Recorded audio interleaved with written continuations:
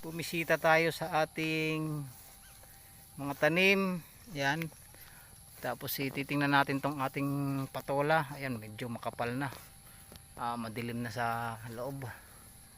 Sisilipin natin yung medyo nakasabit ng alanganin. Ang haba na oh. Tuloy bisita, tuloy ano tayo. Kung mayroong lalabi sa gulang, halimbawa tulad nito, yan o, kailangan natin pitasin to kasi lalaki pa ito bukas. So wag na natin paabutin ng sobrang laki kasi habang nasa pwesto yan, gumugulang yan kapwa. So bata pa lang, pipitasin na natin ngayon.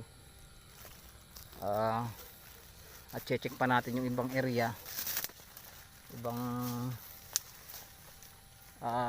linya kung meron pa rin mga malalaki, at isasabay natin yung bukas. So ayan, kung halimbawa meron yan dyang mga nakasandal, yung pabababayan, ayan tulad nito, sumumpa siya dyan kaya bumaluktot. Yan, kailangan mo siyang ibaba. Pag ayan kasing bumaluktot na, wala, talagang diretsyo na yan, baluktot na rin yan paglaki. Ayan, tulad nun, meron din mga bumaluktot kasi nakaliko nga siya.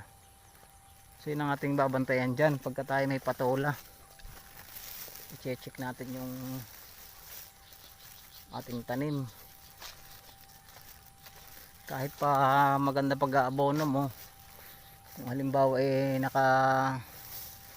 nakahiga siya, habang siya gumugulang ay babaluktot yun. So ayun o, kita nyo yun, yan, nakasandal kasi doon kaya baluktot. Yan, baluktot din kasi nakasandal doon. So naayon talaga siya. So halos lahat ng nakatindig o nakabitin, tulad ito o, yan o. So ito nakabitin, medyo may konting kurba, ibig sabihin kailangan na niya ang abono, yung kapwa.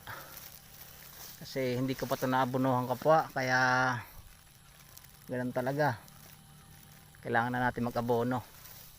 So bukod dun sa nakasabit, isa pa rin dahilan kung bakit yan ay bumabaluktot, gawa ng siya ay naka sandal sa iba, kulang sa abono. Yan, so tulad nito, pang isang ito medyo malaki na, ito damay na rin natin to. So pwede pa rin naman yung kinabukasan.